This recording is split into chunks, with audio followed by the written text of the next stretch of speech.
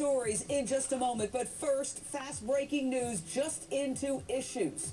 A very tragic new development in the case of missing 7-year-old Asia Johnson. Police have now found 2 bodies in a rural area of Norman, Oklahoma, 17 miles south of Oklahoma City.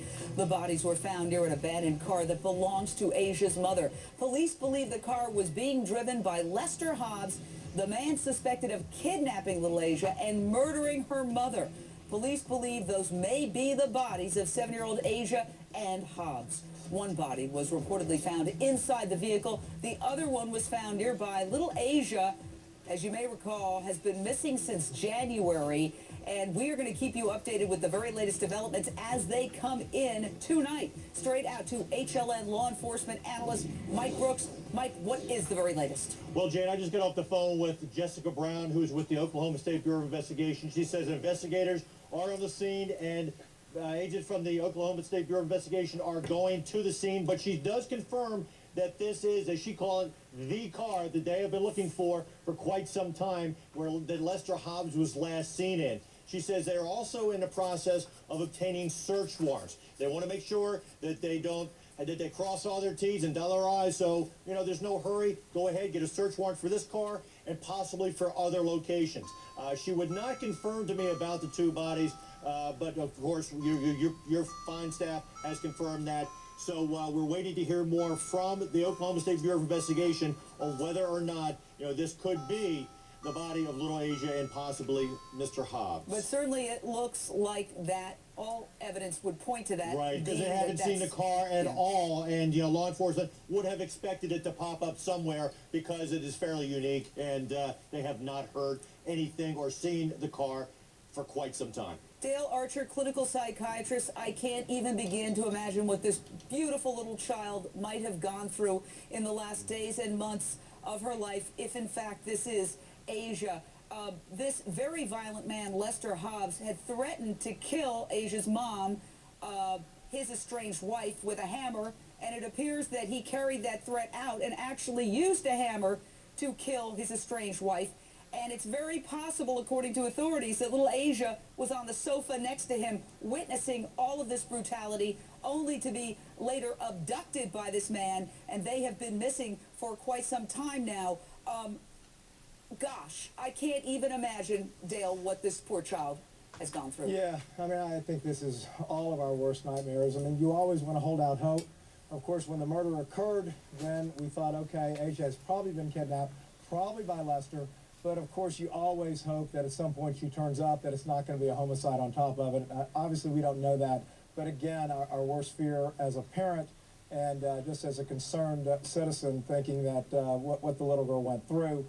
And obviously, we're still going to hope for the best, that maybe this is not her. And Mike Brooks, agents with the Oklahoma State Bureau of Investigation had painted a picture of this man as somebody who could subsist on very little, who was a self-taught mechanic, who knew how to hide, move at night.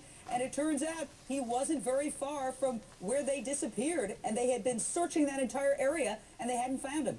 No, they hadn't. You know, don't know the movements of him, don't know any timeline of what he has been doing since then. But for this all of a sudden to be discovered, Jane, and for this car not to have been seen by law enforcement or anyone else who was looking for this car, this white vehicle, for quite some time, you know, it does point that it most likely could be. But again, it's speculation on our part right now. We'll have to wait for confirmation from law enforcement. Lisa Bloom, CNN legal analyst. What breaks my heart about this case is that the estranged wife who was killed had initially sought a protective order against that man, Lester Hobbs, because he had threatened her and her daughters and vowed to kill her if she left him. An emergency order was granted, but the case was later dismissed. Why? Because she did not appear in court, and neither did Lester Hobbs. So the lesson is that do not ever come in contact with somebody who's threatened you or your children. Despite all that, she met up with him at his relative's home, and shortly thereafter, this woman was dead. Victims of domestic violence have to see the legal proceedings through. We're all very tired of hearing about these cases where a woman calls the police and then after a few weeks she changes her mind and she wants everything dropped. And the other important lesson here, if indeed these are the bodies as we suspect of the victims, is that a man who is violent against his girlfriend or wife will also be violent against a child. Many women believe he's only violent against me, he's never going to harm my child. That is illogical. If you can't control yourself around your girlfriend or your wife, you can't control yourself around a child. Children are difficult to deal with, and somebody who's got those kind of anger issues and acts out in violence is going to eventually harm the child. That's an important lesson, I think, from this case. And Mike Brooks, quickly, we heard that he allegedly killed his estranged wife with a hammer, then took off with little Asia, and the reports were initially, if you recall, that he hated this child. Yeah. Exactly. No, I was going to point that fact out, that he didn't even want the child around, that he hated the child, hated being around the child, and, you know, then he goes ahead and takes the child. It just, you know, it's just not looking good right now. But, you know, you always hold out hope, Jane, but it's not looking good. We're going to stay on top of this story as new developments come in. We'll bring you the very latest this evening, as well as a complete analysis of this horrific case tomorrow here on Issues. Back in 60 seconds with the McStay family.